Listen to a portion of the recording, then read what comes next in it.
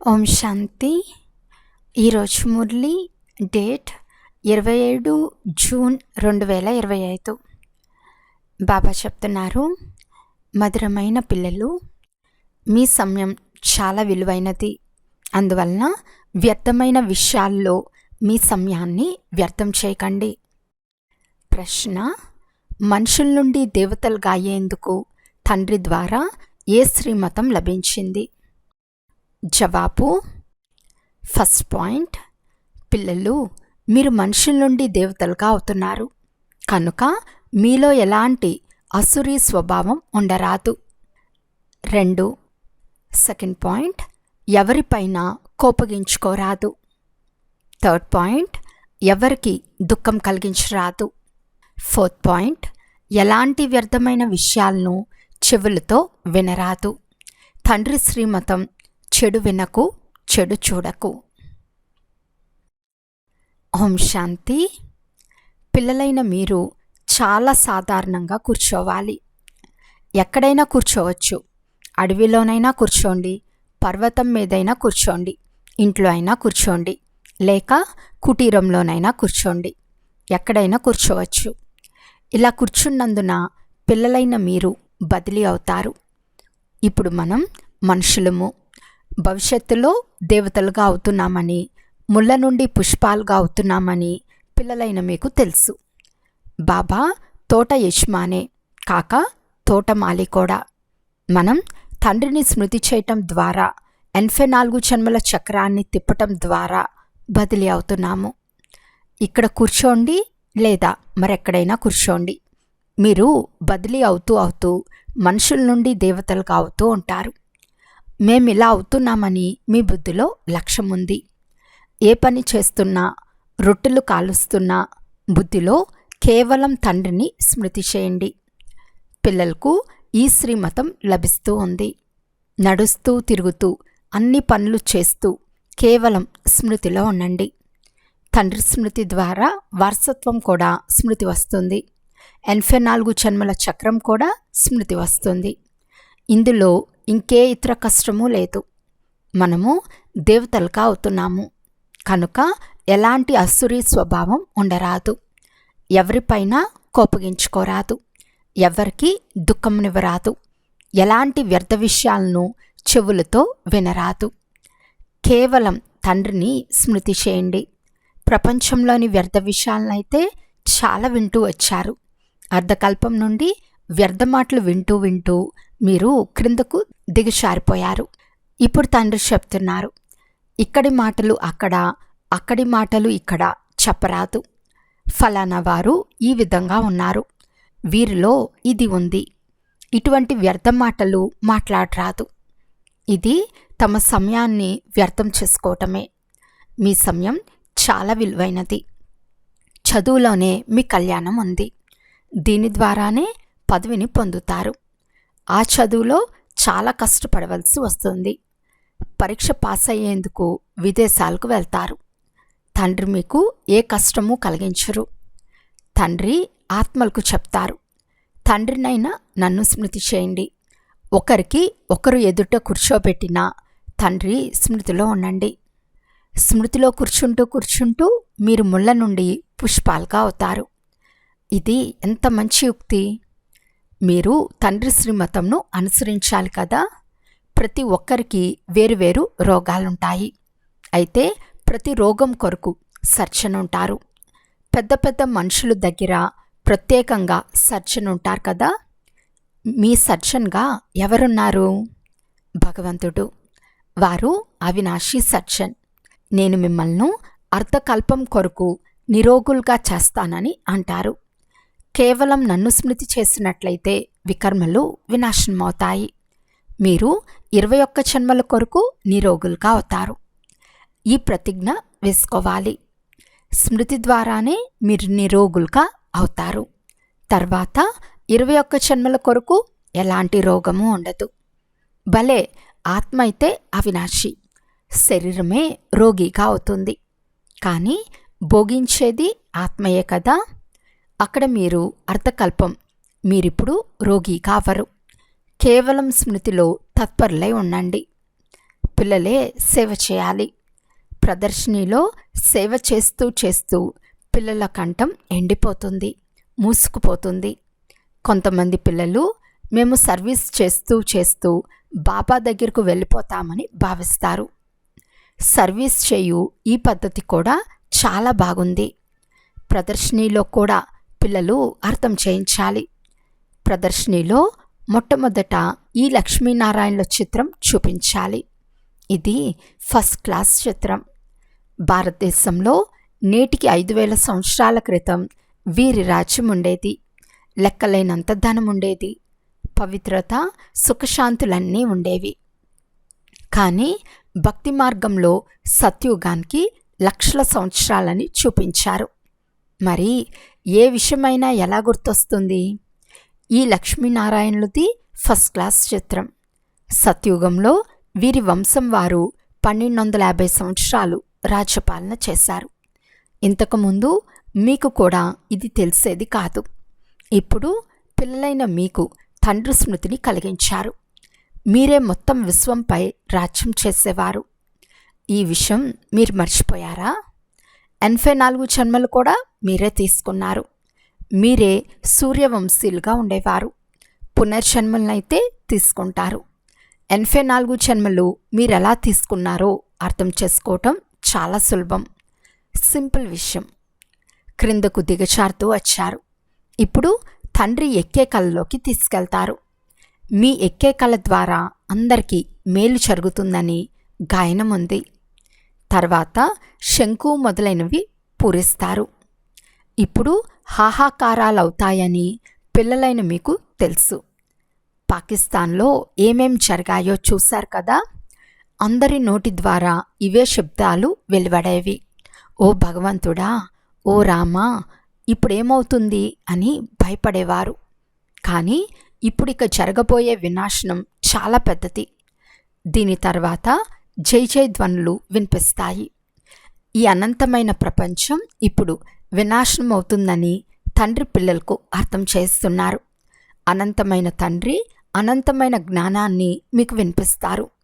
హద్దు విషయాలను, చరిత్ర, భూగోళాలను వింటూ వచ్చారు. లక్ష్మీనారాయణులు రాజ్యపాలన ఎలా చేశారో ఎవరికీ తెలియదు. వీరి చరిత్ర, భూగోళాలు ఎవరికీ తెలియదు. ఇన్ని జన్మలు రాజ్యపాలన చేశారని, తర్వాత ఫలానా ధర్మం ఉంటుందని మీరు బాగా అర్థం చేసుకున్నారు. దీన్ని స్పిరిచువల్ నాలెడ్జ్ అని అంటారు. ఈ జ్ఞానాన్ని స్పిరిచువల్ ఫాదర్ కూర్చుని పిల్లలకు ఇస్తారు. అక్కడ మనుషులను చదివిస్తారు. ఇక్కడ ఆత్మలైన మనల్ని పరమాత్మ తమ సమానంగా చేస్తున్నారు. టీచర్ తప్పకుండా తన సమానంగా చేస్తారు కదా. నేను మిమ్మల్ని నాకంటే ఉన్నతంగా డబల్ కిరీటదారులుగా చేస్తానని తండ్రి అంటున్నారు. స్మృతి ద్వారా ప్రకాశ కిరీటం లభిస్తుంది. 84 జన్మల చక్రాన్ని తెలుసుకోవటం ద్వారా మీరు చక్రవర్తి రాజులుగా అవుతారు. ఇప్పుడు పిల్లలైన మీకు కర్మ, అకర్మ, వికర్మల గతిని కూడా అర్థం చేయించాను. సత్యుగంలో కర్మ అకర్మగా ఉంటుంది. రావణ రాజ్యంలో కర్మ వికర్మగా అవుతుంది. మెట్లు దిగుతూ వస్తారు. కళలు తక్కువ అవుతూ క్రిందకి దిగవలసిందే. ఎంతో చీచీగా అయిపోతారు. మళ్ళీ తండ్రి వచ్చి భక్తులకు ఫలమిస్తారు. ప్రపంచంలో అందరూ భక్తులే. సత్యుగంలో భక్తులెవ్వరూ ఉండరు. భక్తి సాంప్రదాయం ఇక్కడే ఉంది. అక్కడ జ్ఞాన ప్రాలబ్ధం ఉంటుంది. మేము తండ్రి ద్వారా బేహద్ ప్రాలబ్ధాన్ని తీసుకుంటున్నామని ఇప్పుడు మీరు అర్థం చేసుకున్నారు. ఎవరికైనా మొట్టమొదట ఈ లక్ష్మీనారాయణుల చిత్రం చూపి వివరించండి. నేటికి 5000 సంవత్సరాల క్రితం వీరి రాజ్యం ఉండేది. విశ్వంలో సుఖము, శాంతి, పవిత్రత అన్నీ ఉండేవి. అప్పుడు ఇంకే ధర్మము ఉండేది కాదు. ఈ సమయంలో అనేక ధర్మాలు ఉన్నాయి. అప్పటి మొదటి ధర్మం ఇప్పుడు లేనే లేదు. మళ్ళీ ఈ ధర్మం తప్పకుండా రావాల్సిందే. ఇప్పుడు తండ్రి ఎంత ప్రేమగా చదివిస్తున్నారు. యుద్ధం మాటే లేదు. ఇది బెగ్గరీ లైఫ్, అంటే పేద జీవితము, పరాయి రాజ్యము. మనదంతా గుప్తము. తండ్రి కూడా గుప్తంగా వచ్చి ఉన్నారు. ఆత్మలకు కూర్చుని అర్థం చేస్తున్నారు. ఆత్మయే అన్నీ చేస్తుంది. శరీరం ద్వారా పాత్రను అభినయిస్తుంది. అది ఇప్పుడు దేహాభిమానంలోకి వచ్చింది. ఇప్పుడు దేహీ అభిమానులుగా అవ్వండి అని తండ్రి చెప్తున్నారు. తండ్రి ఇక ఏ ఇతర కష్టంను ఇవ్వరు. తండ్రి గుప్త రూపంలో వచ్చారు కనుక పిల్లలైన మీకు గుప్త దానంగా విశ్వరాజ్య చక్రవర్తి పదవిని ఇస్తారు. మీదంతా గుప్తము. అందుకే ఆచారం ప్రకారం కన్యకు వరకట్నం ఇచ్చేటప్పుడు గుప్తంగానే ఇస్తారు. నిజానికి గుప్తదానం మహాపుణ్యమని మహిమ చేయబడుతుంది. ఇద్దరు ముగ్గురికి తెలిసినట్లయితే ఆ శక్తి తక్కువైపోతుంది. పిల్లలు, మీరు ప్రదర్శనలో మొట్టమొదట ఈ లక్ష్మీనారాయణుల చిత్రంపై అందరికీ అర్థం చేయించమని తండ్రి చెప్తున్నారు. విశ్వంలో శాంతి కావాలని మీరు కోరుకుంటారు కదా, కానీ అది ఎప్పుడు ఉండేదో ఎవరి బుద్ధిలోనూ లేదు. సత్యుగంలో పవిత్రత, సుఖము, శాంతి అన్నీ ఉండేవని మీకు ఇప్పుడు తెలుసు. ఫలానా వారు స్వర్గస్థులయ్యారని గుర్తు చేసుకుంటారే కానీ ఏమీ అర్థం చేసుకోరు. ఎవరికేం తోస్తే అది చెప్పేస్తారు, అర్థమే ఉండదు. ఇది డ్రామా. మధురాతి మధురమైన పిల్లలకు మేము 84 జన్మల చక్రాన్ని తిరిగామనే జ్ఞానం బుద్ధిలో ఉంది. పతిత ప్రపంచం నుండి పావన ప్రపంచంలోకి తీసుకెళ్లేందుకు తండ్రి ఇప్పుడు వచ్చారు. తండ్రి స్మృతిలో ఉంటూ ట్రాన్స్ఫర్ అవుతారు. ముళ్ళ నుండి పుష్పాలుగా అవుతారు. మళ్ళీ మనం చక్రవర్తి రాజులుగా అవుతాము. అలా తయారు చేసేవారు తండ్రి. ఆ పరమాత్మ సదా పవిత్రమైన వారు. పవిత్రంగా చేసేందుకు వారే వస్తారు.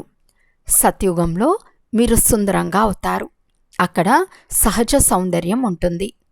ఈ రోజుల్లో కృత్రిమ శృంగారం చేసుకుంటారు కదా. ఎటువంటి ఫ్యాషన్లు వెలువడ్డాయి, ఎటువంటి వస్త్రాలను ధరిస్తారో చూడండి. ఇంతకుముందు స్త్రీలు ఎవరి దృష్టి తమపై పడరాదని పర్దాల్లో ఉండేవారు.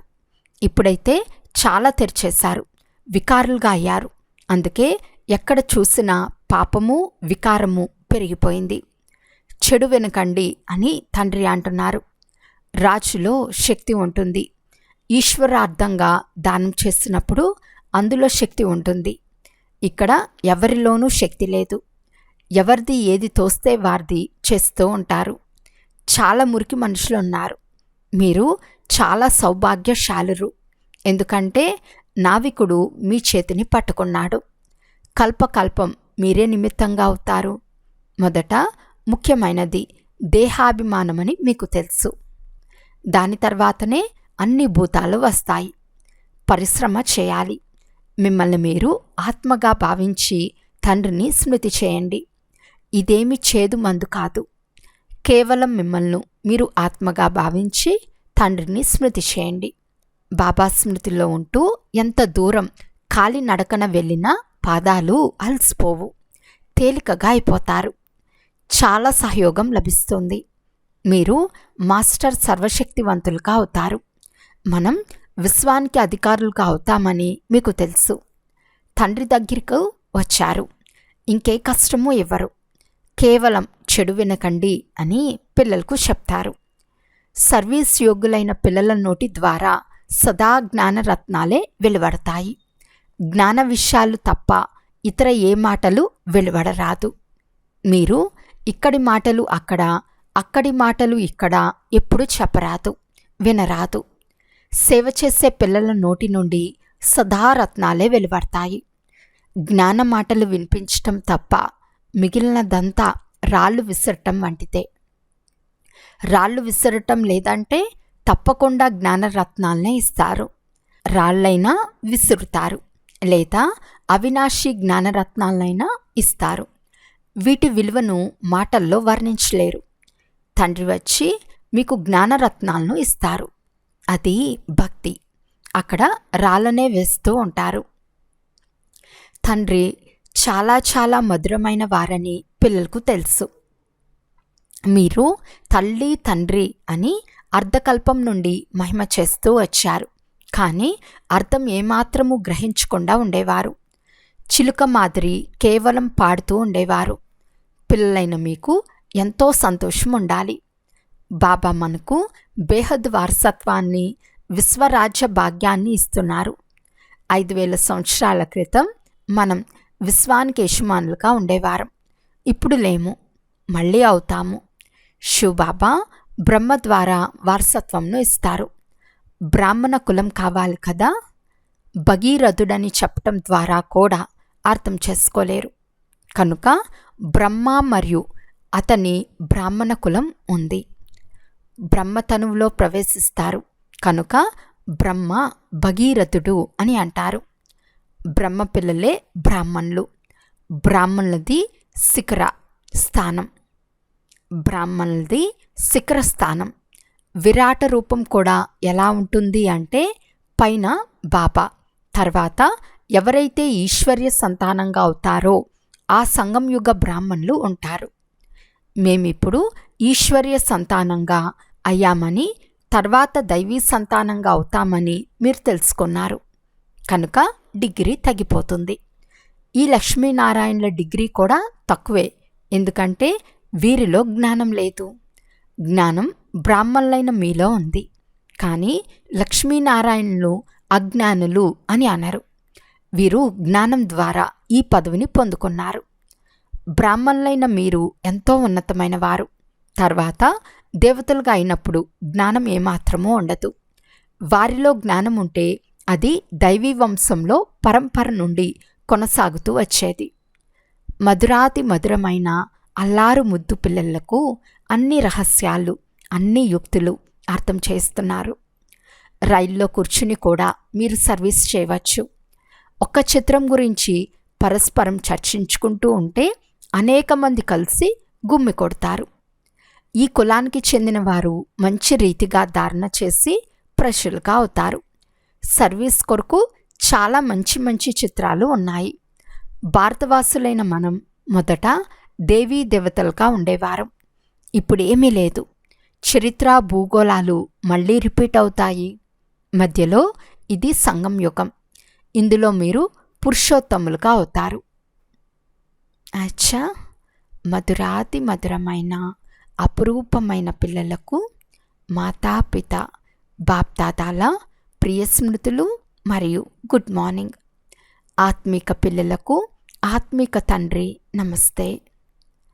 ఆత్మిక తండ్రికి ఆత్మిక పిల్లల యొక్క ప్రియ స్మృతులు మరియు నమస్తే నమస్తే నమస్తే.